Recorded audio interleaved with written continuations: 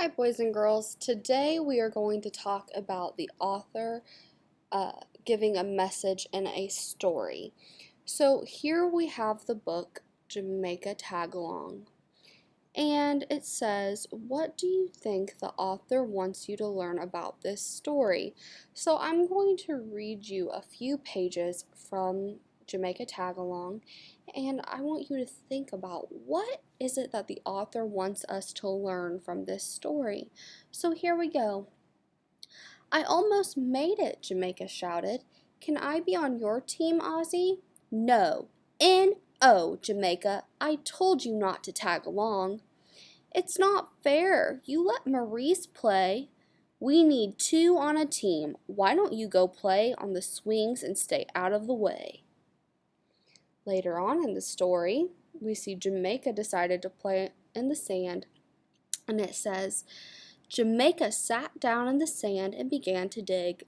She made a big pile with the wet sand from underneath. She scooped up sand from the mound to form a wall." "Birdo, help," said the little boy. He sprinkled dry sand on the walls. "Don't," said Jamaica. "You'll mess it up." Jamaica turned her back. She piled the wet sand high. She made a castle with towers. She dug a ditch around the wall. Jamaica turned to see if Birdo was still there. He stood watching. Then he tried to step over the ditch, and his foot smashed the wall.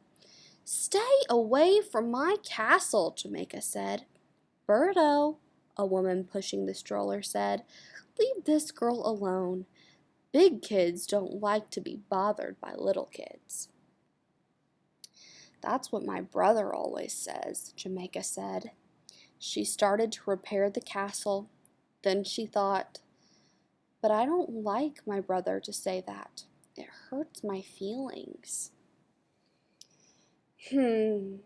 So what is it that the author wanted us to learn from those pages and from this story? That's right. The author wanted us to learn how that we should treat others the way we want to be treated.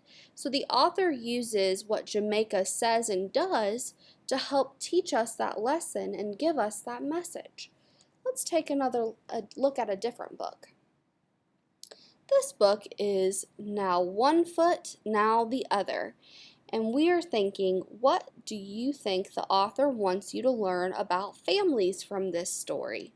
So this book is about a little boy named Bobby and his grandpa.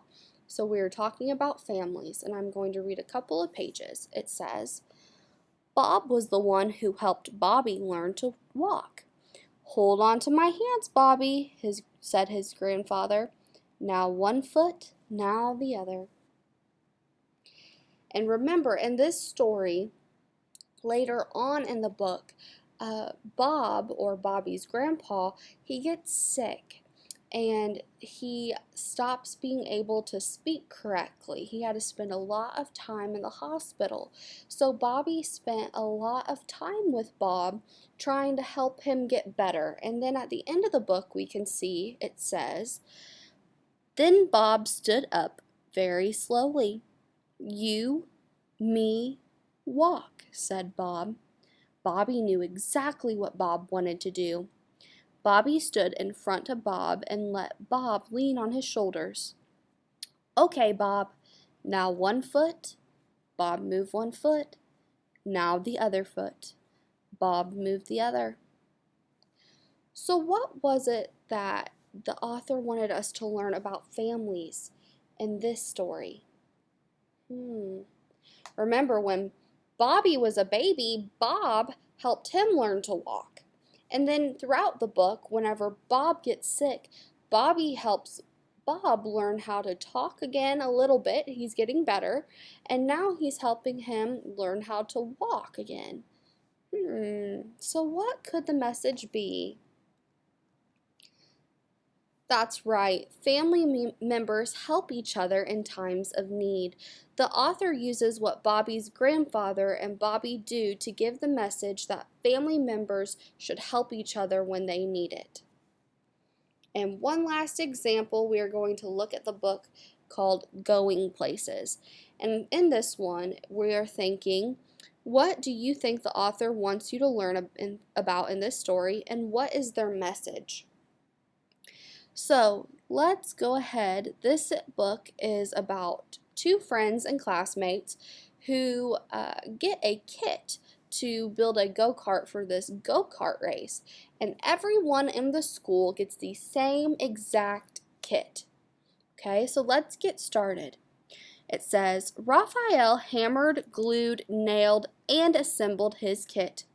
His go-kart looked just like the one in the directions. He was feeling quite proud. Raphael wondered how his classmate Maya was doing. She lived right next door.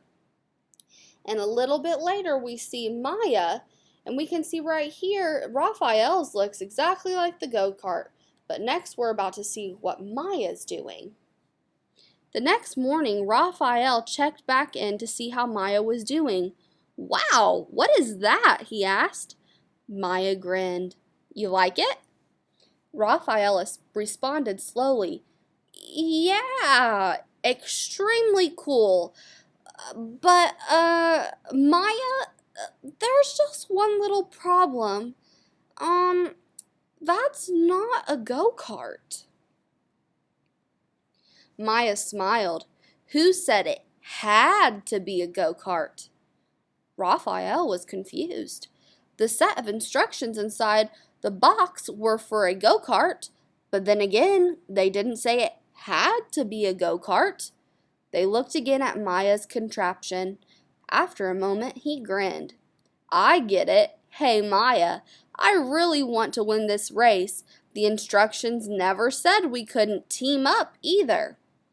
Throughout the book, we see Maya and Raphael working together and combining their kits to create something that isn't quite a go-kart for this race, and we're about to see what that is. Oh, right here they are. They built a plane instead of a go-kart. The other contestants looked up in amazement. Maya and Raphael hovered and then sped past them all. Before long, Maya and Raphael coasted across the finish line to cheers of the waiting crowd.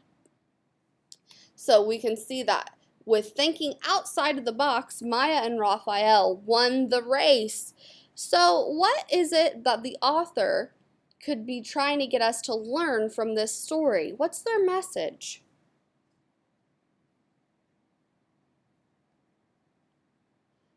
Right. By being creative and using our imagination, sometimes really great things can happen, and it's okay to be different. Everyone is special and everyone is different, and we can use creativity to show how.